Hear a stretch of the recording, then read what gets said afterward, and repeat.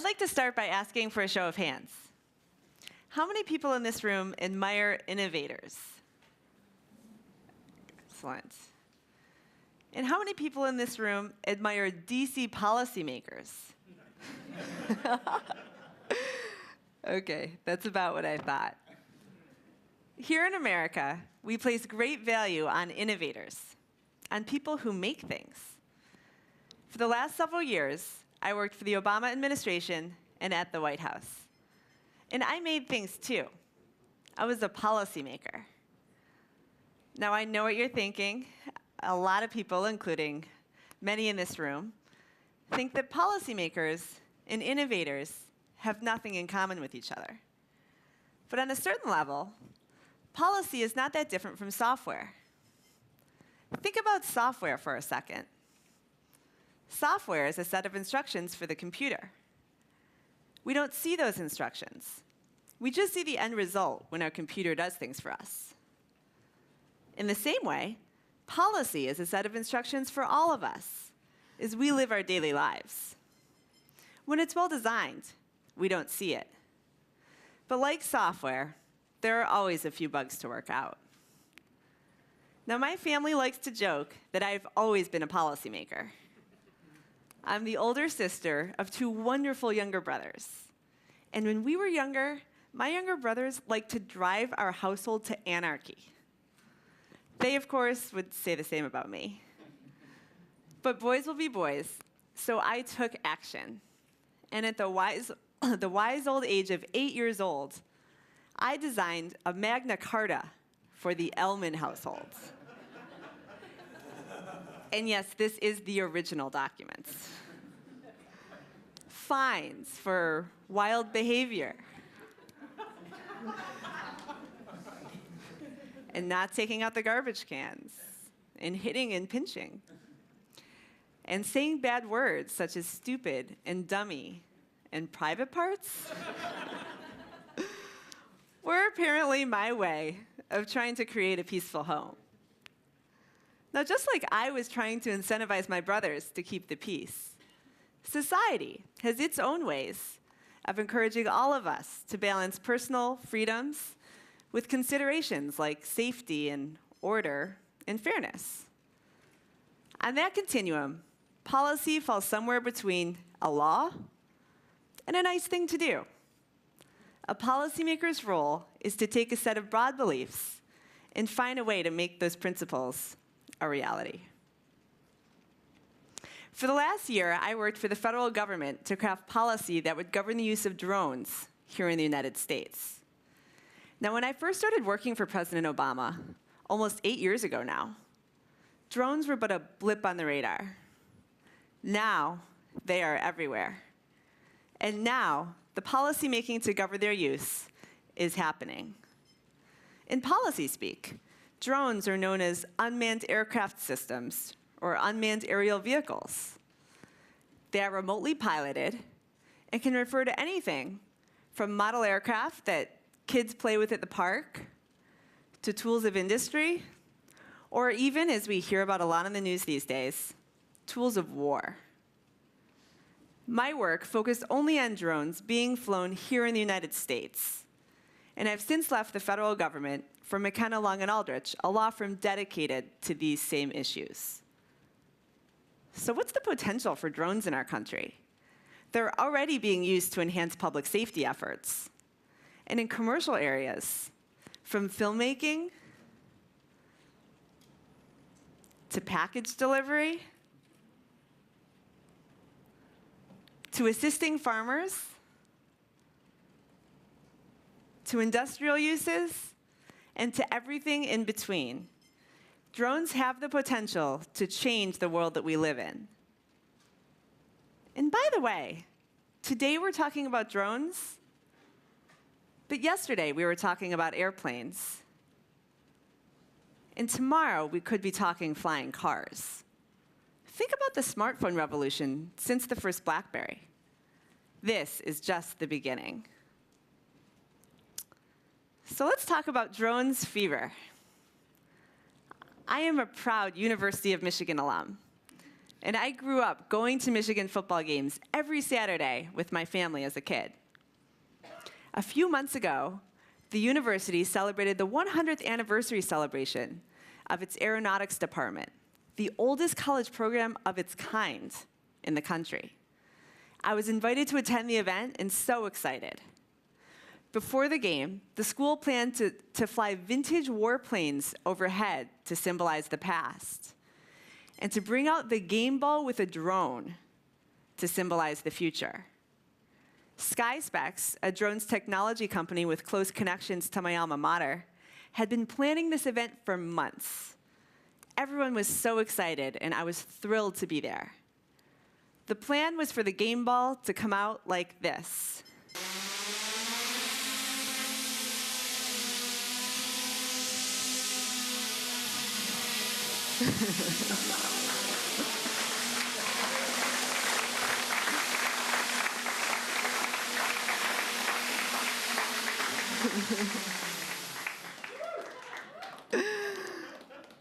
Incredible, right? Everyone was so excited. But the Friday before the game, the Federal Aviation Administration in Washington, D.C. got wind of the plan and sacked the school's plans to fly the drone. Everybody was so disappointed. Now, this whole situation could have been avoided, but the technology in this area has far outpaced the policymaking. And the commercial use of drones in our country, any use associated with making money, is currently illegal. Unfortunately, this is typical in government. My experience in government was that policymaking is reactive and bureaucratic and slow. It often results in restrictive, technology-specific rules. The technology moves forward, those rules are outdated, and the government is forced to play catch-up. My time in the private sector has taught me just how little government and the private sector understand each other. It doesn't have to be this way. To bridge this gap in understanding, I believe that policymakers should promote innovation and innovators should promote policymaking. I call this Polivation. We've talked a little about policy. Now let's talk about innovation.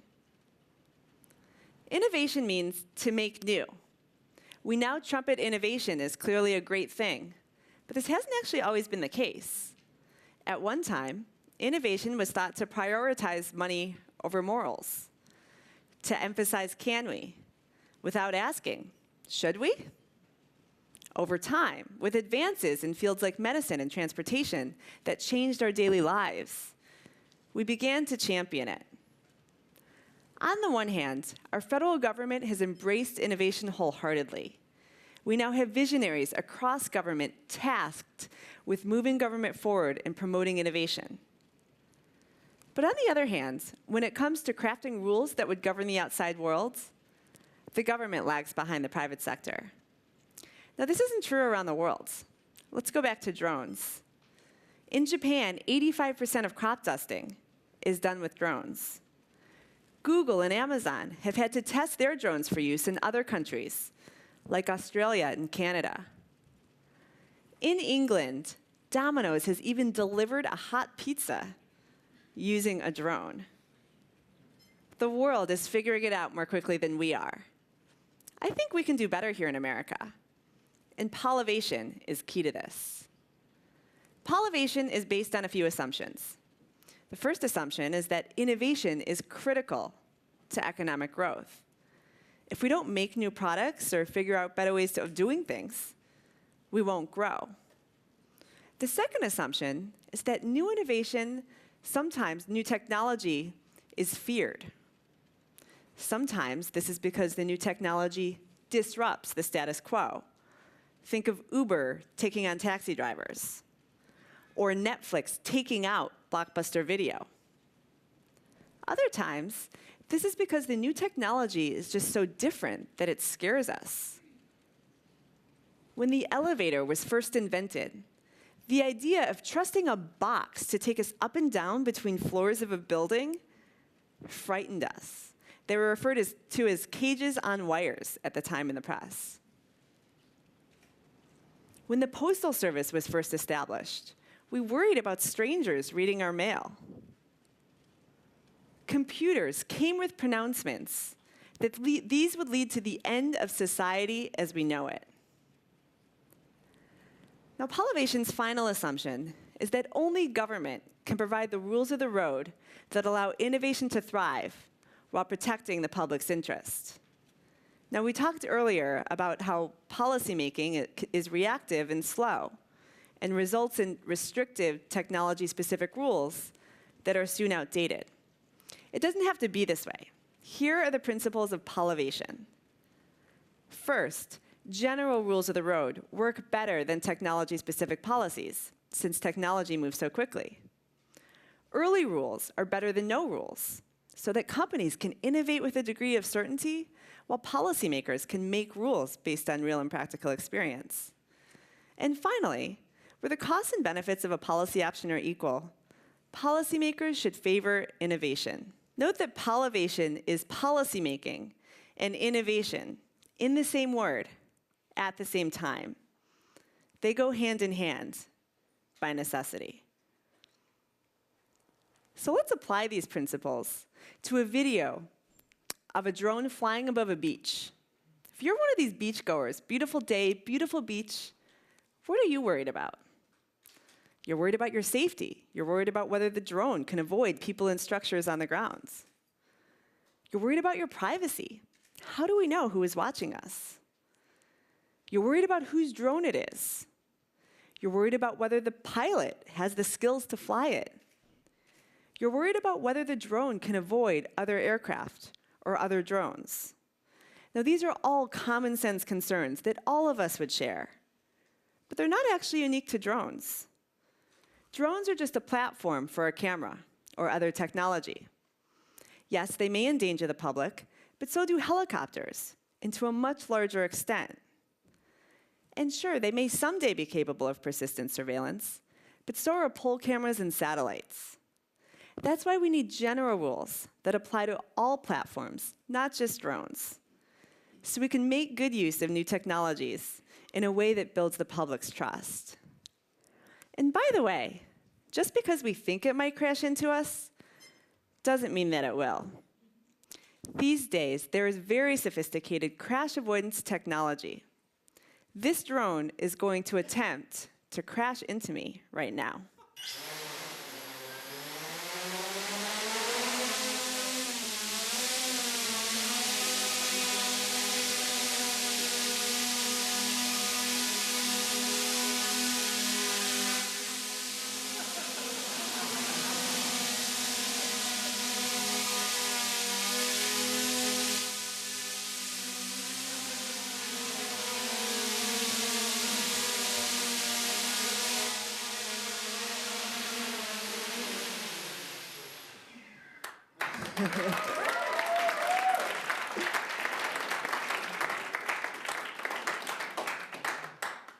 That drone had sensors that prevented it from even getting close to me.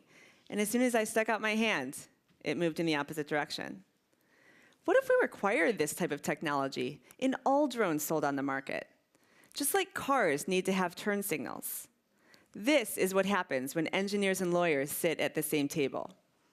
This is Polivation. Now, we talked earlier about can we versus should we, and the can we versus should we questions that innovation can raise. Drones raise their own set of these questions. Just because I can monitor my neighbor's every move with a drone, does that mean I should be allowed to do that? That's creepy. Just because I can mount a weapon to a drone, does it mean I should be allowed to do that? That's scary. Polivation helps with these questions, though it doesn't quite answer them for us. It helps us relate these questions to other questions of surveillance or safety, so that we're not constantly chasing specific technologies and making rules that are outdated a few months later. Technology can always be used for good and for bad. These different uses aren't unique to drones. But we should also remember that many problems have solutions. The drone has crash avoidance software that keeps it from crashing into me. Policy is crash avoidance software for our lives. It keeps us from crashing into each other. Here in America and all over the world, if we want to continue to make things that matter, then we need policymakers and innovators to support each other. Together, as we strive to fly freely over open fields and steer safely around the obstacles, Polivation can help us reach our destination. Thank you.